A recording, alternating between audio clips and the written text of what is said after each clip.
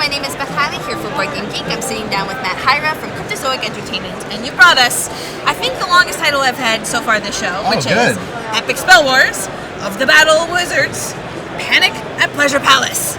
At the Pleasure Palace, you're right. And somehow we actually didn't even put the number 4 in there, because this is the 4th release in the Epic Spell Wars lineup. And it's definitely the, shall we say, not dirty, more kind of, adult, maybe. Adult. It's the most adult. It's the Pleasure Palace. So you can imagine a bunch of wizards getting together at a pleasure palace. Things could, get a little out of hand, let's say. I think that just sort of speaks for itself of the tone you're going for. It sort of does. Is everyone able to see this? Oh, yes. Okay. They dangle quite Excellent. nicely between They dangle. So inside, one of the big new things in Epic 4 here is MTDs. Those are magically transmitted diseases.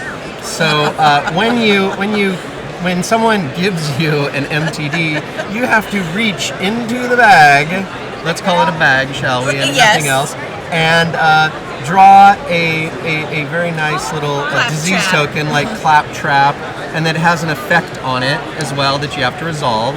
And typically they stay in play. This one goes away immediately. So that one just illusory health. Yeah, this one's genital harpies.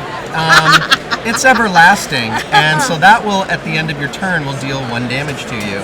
So there's a bunch of super fun ones here. We got the Crotch Krakens, and we've got the, my favorite, Gorgonorrhea. Okay? Right. So each of these, in addition to doing something kind of nasty to you, also has a glyph on it. And as we know in Epic Spell Wars, the more glyphs you have, the more kind of power you have as well.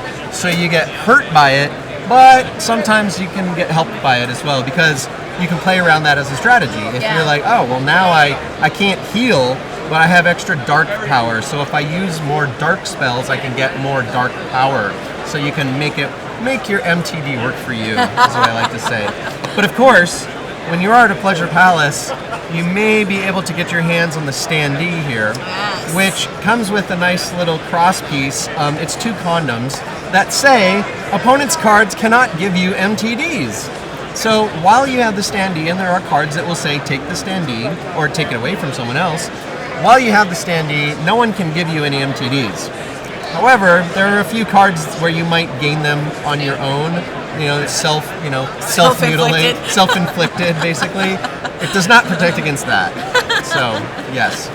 And we'd say, is the gameplay familiar for those who've played the other? It would be familiar, yes, for people who've played. And we got a whole host of new wizards and everything. But the gameplay would be familiar. The big thing are the new tokens, definitely, that add a lot of fun and a lot of craziness too. Well, if you want to go a little bit on the raunchy side for your Epic Spell Wars, then I recommend that you check out number 4, which is Panic at the Pleasure Palace. Yes, indeed.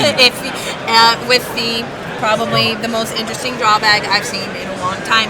Matt, thank you for letting us take a look. Certainly, yes.